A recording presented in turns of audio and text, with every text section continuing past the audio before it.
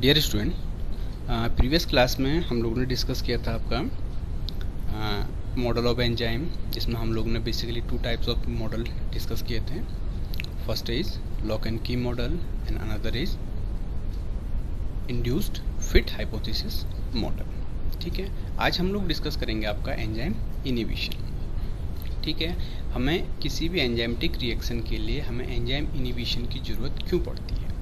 ठीक है, बेसिकली अगर हम लोग देखें तो जैसे कि उसके नाम से पता चला आपका एंजाइम इनिबिशन, यानी आपका जो एंजाइमेटिक रिएक्शन है इसको इनिबिट करना। ठीक है, और इनहिबिट करने से अगर हम लोग किसी भी एंजाइमेटिक रिएक्शन या एंजाइम सबस्ट्रेट कॉम्प्लेक्स को अगर इनहिबिट कर रहे हैं तो नेचुरल सी बात है उसकी रेट ऑफ रिएक्शन में, ठीक है, उसके रेट ऑफ रिएक्शन में क्या फ़र्क पड़ेगा, उसकी रेट ऑफ रिएक्शन क्या हो जाएगी, डिक्रीज हो जाएगी। बट इसके लिए हमें जो आपका एंजाइम इनिबिशन है इसकी ज़रूरत क्यों होती है। ठीक है, इसमें आपके डिफरेंट टाइप के रीज़न हैं। ठीक है, फर्स्ट ये आपका क्या करता है, पोटेंशियल, जो आपका पोटेंशियल मैकेनिज्म होती है इन मल्टी सबस्ट्रेट रिएक्शन में, उसको पहले एक्सप्लोरिंग करता है, यानी उसमें एक्सप्लोर करने का काम करता है, उसको ढूंढता है। ठीक है, second, study the relative binding affinity of the competitive inhibitor to the enzyme active site.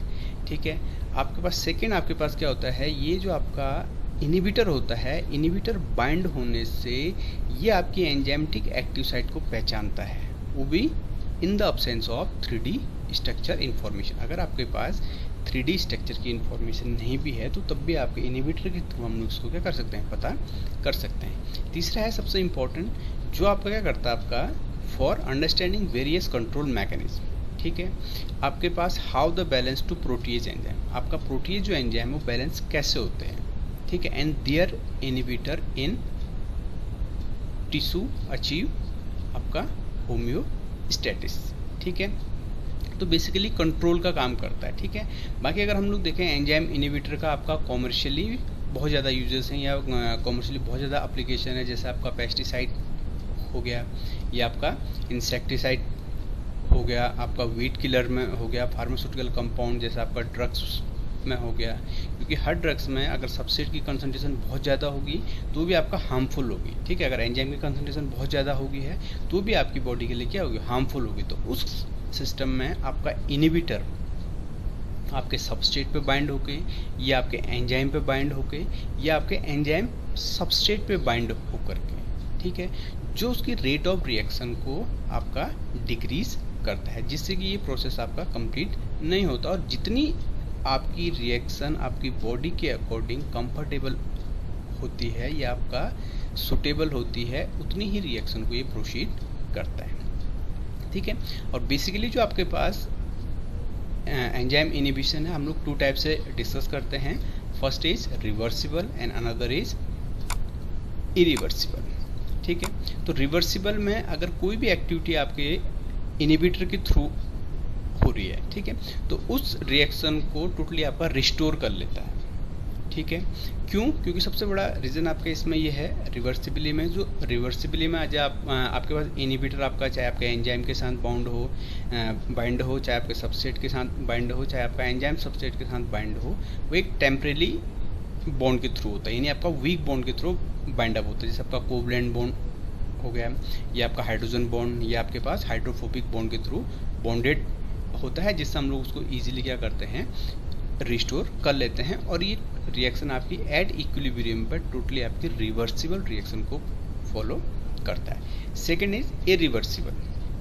ठीक है, इरिवर्सिबल में आपकी अगर किसी भी एंजाइमेटिक रिएक्शन ने अपनी एक्टिविटी लॉस कर दी तो आपका रिकवर नहीं हो सकती है, वो आपका वापस नहीं आ सकती, क्योंकि आपका परमानेंट इफेक्ट है और ये आपका बहुत स्ट्रॉन्ग बॉन्डिंग के थ्रू आपके एंजाइम और सबस्ट्रेट की बॉन्डिंग हो, एंजाइम सबस्ट्रेट के साथ आपके पास उसी पे बाइंड हो जाता है, और बाइंड होने के बाद हम एंजाइम को दोबारा से रिकवर नहीं कर सकते हैं। ठीक है, और इसी इनहिबिशन को हम लोग एज ए सुसाइड एंजाइम के नाम से भी हम लोग जानते हैं, या आपका सुसाइड के नाम से भी हम लोग इसको जानते हैं। ठीक है, तो यहाँ आपका क्या है, इसमें आपको ये आपका इफेक्ट क्या होता है, आपका परमानेंट इफेक्ट होता है। ठीक है, irreversible inhibition behave as a time depending loss of enzyme concentration with the lower आपकी lower Vmax और incomplete the activation with the time depending ठीक है, change in both Km and Vmax, यानी आपका मिचेलिस कांस्टेंट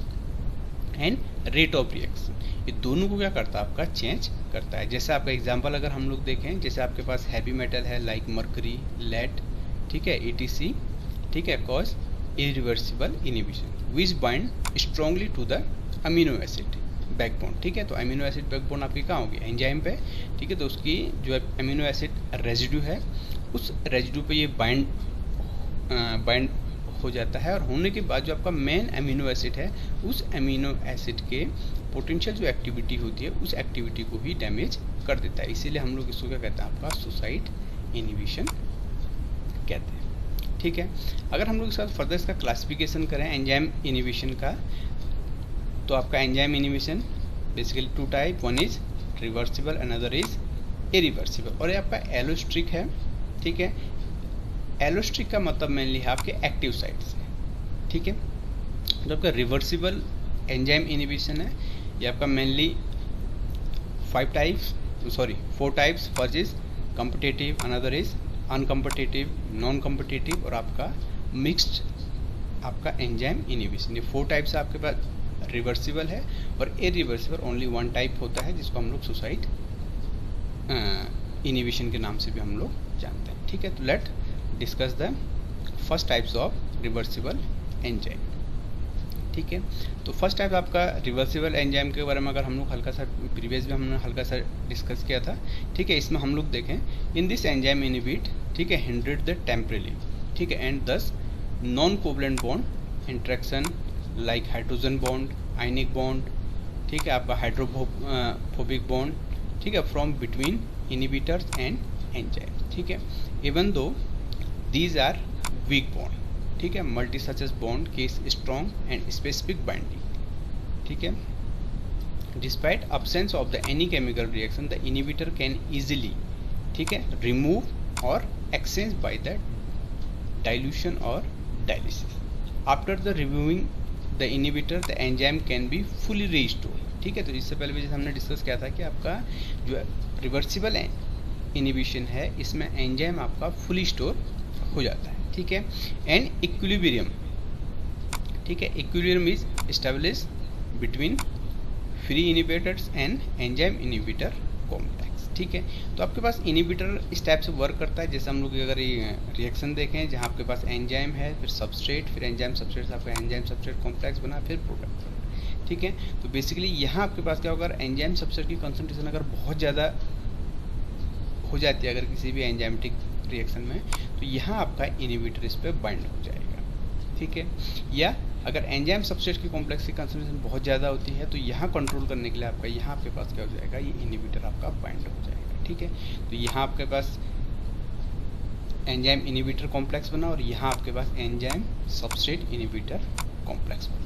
बट टोटली जैसे आपने inhibitor ने अपना काम कर दिया, यानी रेट ऑफ रिएक्शन को डिक्रीज कर दिया, उसके बाद हम लोग इस रिएक्शन में जो हमारा एंजाइम है वो कंप्लीट आपको क्या हो जाता है, रिस्टोर हो जाता है, ठीक है। इसमें हम लोग फर्स्ट टाइप को अगर हम लोग डिस्कस करें, ठीक है, ये आपका बेसिकली हम लोग 4 टाइप्स के आपके जो रिवर्सिबल इनहिबिशन है मेनली कितने टाइप के होंगे, 4 टाइप्स के, कॉम्पिटिटिव, नॉन कॉम्पिटिटिव, ठीक है, अनकॉम्पिटिटिव एंड आपका मिक्स्ड। तो फर्स्ट आपका है टाइप्स आपका कॉम्पिटिटिव इनहिबिशन, ठीक है। In this types of reversible inhibition, both the substrate and its inhibitor cannot bind the enzyme at same time to the active site, ठीक है। तो ये एक्टिव साइट के सेम टाइम पे बाउंड नहीं करेगा। तो बेसिकली जो आपके पास कंपिटिटर एंजाइम है, वो एंजाइम के साथ बाउंडेशन तो करता है इसमें, ठीक है, एंजाइम के साथ बाइंड तो होता है, but at the same time पे नहीं। जब आपका सबस्ट्रेट अगर एक्टिव साइट पे बाइंड हो रहा है, मतलब इट मीन्स हम लोग इसमें अगर समझाने के लिए कह सकते हैं, सपोज मैंने कहा ये आपका एंजाइम है, ठीक है, और ये एंजाइम की कोई पर्टिकुलर एक्टिव साइट है जिससे आपके पास सबस्ट्रेट बाइंड हो रहा है, ठीक है। ये आपका एंजाइम, यहाँ आपका सबस्ट्रेट आपका बाइंड हो रहा है, ठीक है। तो ये इसके एक्टिव साइट पर ना जुड़ करके, यानी यहाँ आपके इस वाले पोर्शन पे यहाँ आपका इनहिबिटर बाउंड नहीं करेगा, ये आपके क्या करेगा, उसकी फर्दर दूसरी साइड पे क्या करेगा, आपका बाउंड होगा, ठीक है।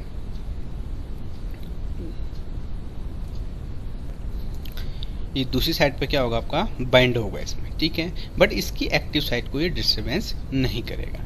बट इस दूसरी साइड से आपका इनहिबिटर के बाइंड होने की वजह से ये आपका क्या करेगा, इसके रेट ऑफ रिएक्शन पे तो कोई इफेक्ट नहीं डालेगा, बट इसका Km में क्या कर देगा, आपका चेंज कर देगा। ठीक है, the normally occur due to the structure similarity of the substrate and the inhibitor. ठीक है, ये कंडीशन कब होगी, जब आपके पास क्या होगा, आपके सबस्ट्रेट की और आपके इनहिबिटर की दोनों में क्या होगा, आपका स्ट्रक्चर सिमिलरिटी होगी। ठीक है, which results with affinity for the active site. ठीक है, if the substrate concentration is increase, अगर सबस्ट्रेट की कंसंट्रेशन आपके पास इंक्रीज होती है, the competitive inhibition become reversible and thereby the increase the rate of reaction. ठीक है, अगर सबस्ट्रेट की कंसंट्रेशन बहुत ज़्यादा हुई तो आपको क्या करेगा, सबस्ट्रेट आपके एंजाइम के साथ बाइंड कर जाएगा। ठीक है, और एंजाइम के साथ अगर बाइंड करता है तो एंजाइम सबस्ट्रेट कॉम्प्लेक्स बनाएगा, तो नेचुरल सी बात है आपको जो रेट ऑफ रिएक्शन है वो क्या होगा, इंक्रीज होगा। ठीक है, if first condition and second condition, if the substrate concentration is low, अगर आपकी सबस्ट्रेट की कंसंट्रेशन लो होती है, द इनहिबिटर, ठीक है, compete with the binding site on the enzyme. ठीक है, तो अगर सबस्ट्रेट की कंसंट्रेशन कम होगी तो जो आपका इनहिबिटर है, इनहिबिटर क्या करेगा, आपकी एंजाइम की बाइंडिंग साइट पे, ठीक है, आपका अटैक करेगा और बाइंड हो जाएगा। ठीक है, और उस बाइंड होने की वजह से जो आपका एंजाइम इनहिबिशन है, आपका जो इनहिबिशन है ये आपका फास्टर रेट से क्या करेगा, प्रोसीड करेगा। ठीक है, तो इस रिएक्शन में आपका रेट ऑफ रिएक्शन पे तो कोई इफेक्ट नहीं पड़ेगा। ठीक है, क्योंकि रेट ऑफ रिएक्शन आपकी क्या रहेगी, अनचेंज रहेगी। ठीक है, while Kd the diffusion constant is, ठीक है, अपेरेंटली इंक्रीज। ठीक है, और आपके पास आपका यानी आपका डिफ्यूजन कांस्टेंट कह लीजिए या हम लोग मिचलिस कांस्टेंट अगर कहें तो ये क्या हो जाएगा, आपका इंक्रीज होगा। ठीक है, तो competitive inhibitor can also be used to find the enzyme active site. ठीक है, तो बेसिकली आपका जो कॉम्पिटिटिव इनहिबिटर है ये हम लोग एंजाइम की एक्टिव साइट को फाइंड करने के लिए भी हम लोग क्या करते हैं, यूज़ करते हैं। जैसे कि एग्जांपल देखें हम लोग, ठीक है, जैसे एग्जांपल है malonate is a competitive inhibitor of the enzyme succinate. ठीक है, dehydrogenase and competes with succinate. ठीक है, अनदर एग्जांपल अगर हम लोग देखें, ethylene glycol itself is not toxic. ठीक है, जो आपका इथाइलिन ग्लाइकोल है अपने आप में टॉक्सिक नहीं होता, but it's oxidation product oxalic acid is damage to the kidney. ठीक है, इसमें हम लोग क्या करते हैं, जो एथनॉल्स होता है, एथनॉल एज ए इनहिबिटर का काम करता है। इसमें आपका इथाइलिन ग्लाइकोल जब आपके पास ऑक्सीडेशन के थ्रू, ठीक है, ऑक्जेलिक एसिड में क्या होता है, कन्वर्ट होता है। ठीक है, अगर ऑक्सीडेशन करेंगे तो बीच में आपके पास इंटरमीडिएट क्या बनेगा, आपका एल्डिहाइड इंटरमीडिएट बनता है। ठीक है, तो ये आपका इनहिबिटर क्या करता है, इसमें ये आपको एल्डिहाइड की फॉर्मेशन को नहीं देता है, क्योंकि अगर हम लोग एल्डिहाइड की अगर फॉर्मेशन देखें तो जो आपका एल्डिहाइड है, ठीक है, एल्डिहाइड टॉक्सिक होता है और आपके डैमेज के लिए क्या होता है, डैमेज द किडनी। ठीक है, किडनी को डैमेज करता है। तो अगर इनहिबिटर के हेल्प से आपका जो इथाइलिन ग्लाइकोल है डायरेक्टली आपका ऑक्जेलिक एसिड में कन्वर्ट हो जाता है। ठीक है, अनदर एग्जांपल इज एन, ठीक है, फॉस्फोएसिटाइल, ठीक है, L aspartate also known as PALA, PALA is competitive inhibitor for the aspartate आपका ट्रांस कार्बामाइलोस। ठीक है, इसके इफ अगर हम लोग इसकी MM इक्वेशन देखें, यानी आपका मिचलिस मेंटेन इक्वेशन देखें और उसको ड्राइव करने की कोशिश करें। ठीक है, तो अगर हम लोग ड्राइव करें तो इतना हमको पहले से पता है कि भाई आपके पास जो EN, ठीक है, enzyme substrate complex upon ES equal to आपका KM। ठीक है, K-1 plus K2 both are dissociation of enzyme substrate complex and K1 is a formation of enzyme substrate complex. ठीक है, तो ये Km की वैल्यू हमने इससे प्रीवियस भी आपका जो हम लोग MM इक्वेशन हम लोग ने ड्राइव की थी उसमें हमने डिस्कस किया था। ठीक है, ठीक, अब उसके बाद अगर आपके पास क्या हो जाए कि अगर Km is increase in the presence of inhibitor. ठीक है, तो आपने प्रीवियस जैसे पढ़ा आपका तो Vmax पे तो कोई इफेक्ट नहीं पड़ता है, बट आपका Km क्या होता है, Km आपका इंक्रीज हो जाता है, जिसको हम लोग ने ऊपर Kd कहा था, यानी डिफ्यूजन कांस्टेंट। ठीक है, वो इंक्रीज हो जाएगा। तो इंक्रीज होने की कंडीशन में आपका K dash M is equal to Km in bracket 1 plus I upon K I. ठीक है, तो जो आपके पास के डैश एम है, ठीक है, एज ए कांस्टेंट, ठीक है, बट कब, जब आपका इनहिबिटर आपका क्या हो जाए, आपके एंजाइमेटिक रिएक्शन में इन्वॉल्वमेंट हो जाए। ठीक है, तो फिर जैसे एमएम इक्वेशन में हम लोगों ने पहले भी डिस्कस किया था, तो टोटल एंजाइम कॉन्सेंट्रेशन होगी। ठीक है, वो डिपेंड किस पे करेगी, एक तो आपके फ्री एंजाइम पे, सेकंड आपका एंजाइम सबस्ट्रेट कॉम्प्लेक्स पे, और थर्ड अगर आपका इनहिबिटर आपके एंजाइम के साथ बाइंड करता है, तो क्योंकि आपके कॉम्पिटिटिव इनहिबिटर में क्या इनहिबिशन में क्या हो रहा है, आपका इनहिबिटर बाइंड किसके साथ कर रहा है, एंजाइम के साथ। ठीक है, तो यहाँ से आपके पास ई आई, टोटल जो आपका टोटल कंसंट्रेशन ऑफ एंजाइम है वो डिपेंड करेगी आपका E free enzyme, enzyme substrate complex and आपका एंजाइम इनहिबिटर कॉम्प्लेक्स पे। ठीक है, तो यहाँ से अगर इसको थोड़ा सा सिंप्लीफाई करें तो E plus E S plus E I upon K I. ठीक है, ये आपका ई आई की जगह पे क्यों है, जैसे इससे पहले हम लोग के एम की इक्वेशन देख रहे थे, अगर हम लोग इक्विलिब्रियम कांस्टेंट के अकॉर्डिंग, ठीक है, तो के आई यानी के आई किस रिएक्शन के लिए, जब आपके पास क्या हो, कोई एंजाइम आपके इनहिबिटर के साथ बाइंड हुआ और उसने फॉर्मेशन दी आपको एंजाइम इनहिबिटर कॉम्प्लेक्स की। ठीक है, तो यहाँ से हम लोग इसका अगर इक्विलिब्रियम कांस्टेंट देखें तो के आई इक्वल टू क्या हो जाएगा आपके पास, के आई इक्वल टू होगा as a reactant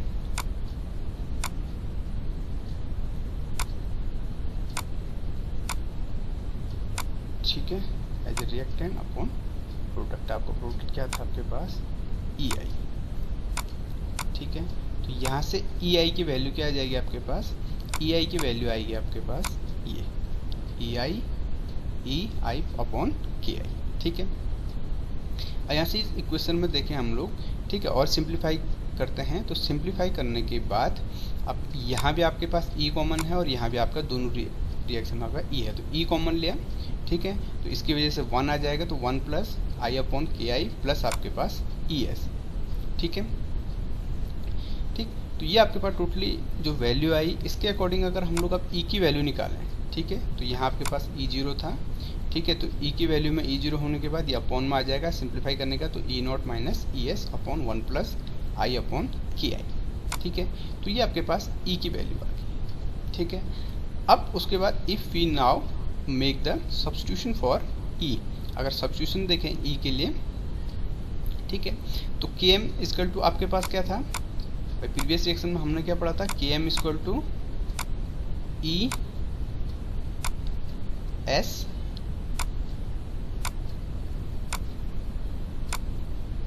upon E S. ये हमारे पास रिएक्शन थी इससे पहले। अब यहाँ आपने ई की वैल्यू पुट अप कर दी दिस इक्वेशन में। ठीक है, तो ई की वैल्यू हमारे पास क्या थी आपके पास, E not minus E S upon 1 plus I upon K I. ठीक है, तो यहाँ से आपकी के एम की वैल्यू पुट अप हो जाएगी। ठीक है, तो के एम की वैल्यू अगर पुट अप आई तो आपके पास, ठीक है, तो ये E not minus E S S E S और सिंप्लीफाई किया तो ये वाली वैल्यू आपके पास कहाँ चली जाएगी, यहाँ चली जाएगी। ठीक है, तो K M in bracket 1 plus I upon K I. ठीक है, और यही वैल्यू हमने पहले भी देखी थी जो किसके बराबर थी, आपकी के डैश एम के बराबर। ठीक है, तो यहाँ से हो जाएगा के डैश एम इक्वल टू के M 1 plus I upon K I. ठीक है, अब हम लोग अगर इसको रेट ऑफ रिएक्शन में देखें, जो हमने इससे पहले आपका मिचलिस मेंटेन इक्वेशन देखी थी, उसमें अगर हम लोग देखें जहाँ हम लोगों के पास, वहाँ आपके पास क्या था, V equal to V max S upon S plus K M, ये हमारे पास एम एम इक्वेशन थी। ठीक है, तो यहाँ से अगर हम लोग देखें, बट यहाँ एज ए इनहिबिटर रोल कर रहा है, तो के एम की जगह पे क्या आएगा आपके पास, के डैश एम। ठीक है, और के डैश एम के वैल्यू आपके पास क्या है, के M 1 plus I upon K I. ठीक है, तो इक्वेशन आपके पास ये आ जाएगी फॉर द कॉम्पिटिटिव इनहिबिशन के लिए। ठीक है, तो कॉम्पिटिटिव इनहिबिशन के लिए मिचलेस मेंटिस इक्वेशन आपकी क्या बनेगी, ये वाली आपकी इक्वेशन मिचलेस मेंटिस इक्वेशन बनेगी। ठीक है, the only difference being that K M has the increase by the factor 1 plus I upon K I is equal to K dash M. ठीक है, देयरफॉर, ठीक है, therefore for simple competitive inhibitor V max is unchanged. ठीक है, जो हमने इससे पहले कहा था वी मैक्स आपका क्या होगा, अनचेंज्ड होगा, but K M is altered to so that one plus I naught upon K, यानी K dash M, where K dash M के आपके पास एक कांस्टेंट है, ठीक है, और जो कि आपका क्या है, किसकी वजह से आया, आपके इनहिबिटर कांस्टेंट। अगर हम लोग एम प्लॉट देखें, ठीक है, एम प्लॉट देखें आपका फॉर कॉम्पिटिटिव इनहिबिशन के लिए, ठीक है, तो इस हिसाब से आपका प्लॉट बनता है, ठीक है, जो आपके पास लाइन है ये आपका किस चीज़ के लिए है, अन इनहिबिटेड रिएक्शन के लिए, और ये आपका प्रेजेंस ऑफ इनहिबिटर, ठीक है। तो यहाँ से अगर हम लोग देखें इस रिएक्शन में, तो वी मैक्स तो दोनों का इक्वल है भाई, ये ग्राफ आपका क्या चीज़ शो कर रहा है, दोनों का वी मैक्स का आपके पास इक्वल क्या है, बट के एम में अगर हम लोग देखें तो के एम आपका क्या हो गया, इंक्रीज हो गया, ठीक है। तो ग्राफ हम हिसाब से प्लॉट करेंगे एम, ठीक है, M plot for competitive inhibitors के लिए, ठीक है, ठीक है। उसके बाद अगर हम लोग देखें इसी को, अगर हम लोग इसी ग्राफ को हम लोग अगर लाइन-वेवर-बर्क प्लॉट के अकॉर्डिंग देखें, जैसे हमने एम इक्वेशन ड्राइव करने के बाद आपका लाइन-वेवर-बर्क प्लॉट की स्टडी करी थी, ठीक है, तो Lineweaver Burk plot the intercept of 1/v versus 1/s, ठीक है, वहाँ भी हमने जो ग्राफ प्लॉट किया था किस किस के बीच था, आपका रेट ऑफ रिएक्शन यानी 1/v versus 1/s in the absence and presence of the inhibitor, although the slope is increased with the indicate the strength of the binding of the competitive inhibitor, while Vmax is not altered by the competitive inhibitor, the line bulk plot equation is become, ठीक है। तो हमारे पास वहाँ भी equation आपके पास क्या थी, वहाँ लाइन वेवर बर्क प्लॉट में 1/v equal to 1/Vmax plus Km, ठीक है, Km अपॉन Vmax S, ठीक है, ठीक है, क्योंकि बेसिकली आपके लाइन वेवर बर्क प्लॉट आता किससे है, आपका हम लोग क्या करते हैं एम इक्वेशन को रेसिप्रोकल करते हैं, ठीक है। तो वहाँ से आपका इक्वेशन आए, तो इक्वेशन आने के पास 1/v is equal to 1/Vmax plus Km upon Vmax, ठीक है, और यहाँ आपका K डैश M है, क्योंकि इनहिबिटर की वजह से रिएक्शन हो रही है, तो K डैश M की वैल्यू रखेंगे, तो K डैश M की वैल्यू आपकी Km 1 प्लस 1/Ki, ठीक है। तो फिर से आपका ये इक्वेशन आपका y equal to mx plus c में जा रही है, ठीक है, तो c प्लस mx,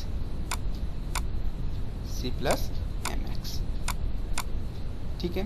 तो यहाँ से हम लोग देखें इस y एक्सेस पे आपका 1/v और x एक्सेस पे 1/s, आपका इंटरसेप्ट किसका होगा, इंटरसेप्ट आपके पास 1/Vmax, ठीक है, और जो स्लोप बनेगा प्लॉट का जो स्लोप होगा वो Km upon Vmax in bracket 1 plus i upon Ki का, ठीक है।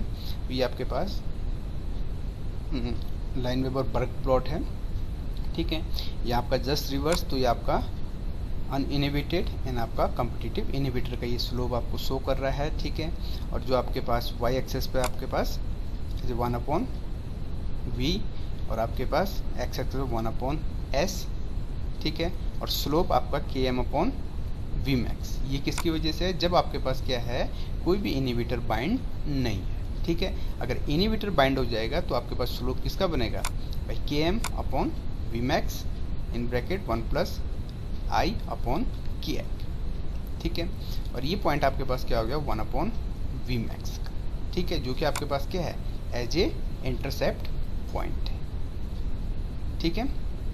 तो बेसिकली आपके पास एक ग्राफ बना, यहाँ आपका -1/Km, ठीक है, और ये आपका एज ए कॉम्पिटिटिव इनहिबिटर की वजह से है, तो यहाँ आपका -1/Km 1 plus i upon Ki, ठीक है। और अगर हम लोग इसी चीज़ को डिफरेंट इनहिबिटर अगर यूज हो रहे हैं फॉर द कॉम्पिटिटिव इनहिबिटर, तो इसमें आपका I3, ठीक है, तो सबसे ज़्यादा जितने आपके पास इनहिबिटर आते रहेंगे, तो सबसे जो बाद में आएगा नहीं सबसे लास्ट आएगा उसकी वैल्यू सबसे ज़्यादा होगी, देन आपके पास सेकंड इनहिबिटर, देन आपके पास फर्स्ट इनहिबिटर। तो ये आपके पास डिफरेंट इनहिबिटर के according Lineweaver Burk plot की स्टडी है, ठीक है। तो फर्स्ट आपका जो प्लॉट है ये आपका Lineweaver Burk plot showing the effect of competitive inhibition and another is several inhibitor concentration a fixed enzyme concentration, आपका लाइन वेवर बर्क प्लॉट का ग्राफ है, ठीक है।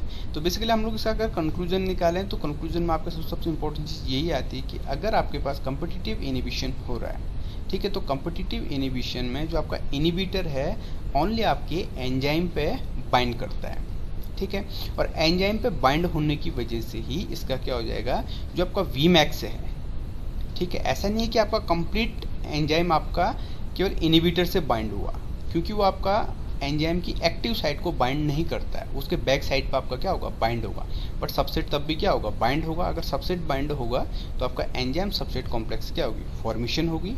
अगर एंजाइम सबसेट कॉम्प्लेक्स की फॉर्मेशन होगी तो प्रोडक्ट की भी क्या होगी, फॉर्मेशन होगी। तो उसके अकॉर्डिंग इसके रेट ऑफ रिएक्शन पे कोई इफेक्ट नहीं पड़ेगा, ठीक है, but rate for dissociation constant तो आपका इफेक्ट पड़ेगा, यानी आपका dissociation of ES and formation of ES पे इफेक्ट पड़ेगा, क्योंकि आपका अगर एंजाइम सबसेट कॉम्प्लेक्स की फॉर्मेशन होगी तो आपका एंजाइम फुली पार्टिसिपेट नहीं कर पाएगा, ठीक है। तो उसकी वजह से आपका क्या होगा, जो Km है, मिचेलिस कांस्टेंट है, या हम लोग मिचेलिस कांस्टेंट को क्या बोल सकते हैं, हम लोग ये बोल सकते हैं आपका भाई आपका rate constant for the diffusion of ES upon rate constant for the formation of ES, ठीक है, एंजाइम सबसेट कॉम्प्लेक्स। तो वो आपका क्या हो जाएगा, इंक्रीज हो जाएगा, ठीक है। उसके बाद अगर हम लोग इसके एग्जांपल देखें आपका डेली लाइफ में इसके यूजेस क्या क्या हैं, ठीक है, तो clinical use of competitive inhibition, ठीक है। तो फर्स्ट आपका ड्रग्स है जो आपका डिफरेंट थेरेपी में हम लोग यूज करते हैं और किस एंजाइम को ये आपका इफेक्ट करती है, ठीक है। ड्रग जैसे आपके पास स्टैटिन से है, ठीक है, उसके बाद आपका एट्रोवेस्टेटिन, ठीक है, सिमवेस्टेटिन, ठीक है। ये बेसिकली आपके पास जो टारगेट एंजाइम है, कौन से एंजाइम को इफेक्ट करता है, ये एंजाइम आपका है जैसे HMG कोएंजाइम A रिडक्टेस, ठीक है। ये इस एंजाइम को आपके पास क्या करता है, इसको इनहिबिट करता है, ठीक है। और इस इनहिबिट करने से जो इसकी थेरेपी है इंपॉर्टेंटली, वो थेरेपी किस चीज़ के लिए यूज होती है, ये होती है involve in the reduction of plasma cholesterol level anti hyper lipidaemic agent, ठीक है। तो एक क्या आपके पास ये जो आपके पास हाइपर लिपिडेमिक एजेंट है उसका आपका क्या करता है, कंट्रोल करता है, ठीक है ना। आपके पास सेकंड क्लिनिकल यूज है आपके पास एलोपुरिनोल, ठीक है, ये आपका इनहिबिटर है, ठीक है। ये आपके पास कौन से एंजाइम में, जेंथिन ऑक्सीडेज एंजाइम को एज ए कंट्रोल करता है या इनहिबिट करता है। और यूज क्या है इसके पास, इसका यूज है या थेरेपिकल यूज अगर हम लोग देखें, use in the case of prevention of got attack, ठीक है, गॉट अटैक, ठीक है। तो उसके लिए आपके पास यूज है। एंड थर्ड इज आपका मेथो, ठीक है, मेथोट्रेक्सेट, ठीक है। ये इनहिबिटर आपका कौन सा एंजाइम को इफेक्ट करता है, ये करता है आपका डिहाइड्रोफोलेट रिडक्टेस, ठीक है, एंजाइम को इफेक्ट किया और use for the cancer treatment drugs, ठीक है। तो बेसिकली क्या होगा, जो आपके पास एंजाइम को आपका अटैक अगर कैंसरोफोलेट रिडक्टेस एंजाइम अगर इफेक्टिव हो रहा है, ठीक है, तो वहाँ से आपका जो आपका मेथोट्रेक्सेट इनहिबिटर है ये आपका एंजाइम को बाइंड करेगा, और बाइंड करने का उसकी रेट ऑफ रिएक्शन तो होगी, बट आपके रेट ऑफ रिएक्शन को अनचेंज करेगा, और वहाँ आपका इस थेरेपिकल में ये यूज होगा, ठीक है। And next example is captopril and आपका एनालाप्रिल, ठीक है। ये आपका इनहिबिटर है जो मेनली आपके एंजाइम को यूज करता है, आपके कौन से एंजाइम को, ये आपका एंजियोटेंसिन, ठीक है, कन्वर्टिंग एंजाइम को, ठीक है। ये आपका एंजियोटेंसिन कन्वर्टिंग एंजाइम को क्या करते हैं, आपका इफेक्ट करते हैं। और ट्रीटमेंट ये आपका यूज होता है आपका थेरेपिकल यूज इसका treatment of the high blood pressure के लिए, ठीक है। एंड अनदर एग्जांपल इज डिस्कोमोरोल, ठीक है, या डिस्कोमोरोल अगर हम लोग देखें ये आपका इनहिबिटर है, ये विटामिन के एपॉक्साइड रिडक्टेज एंजाइम में यूज होता है और used in the anti coagulant में, ठीक है।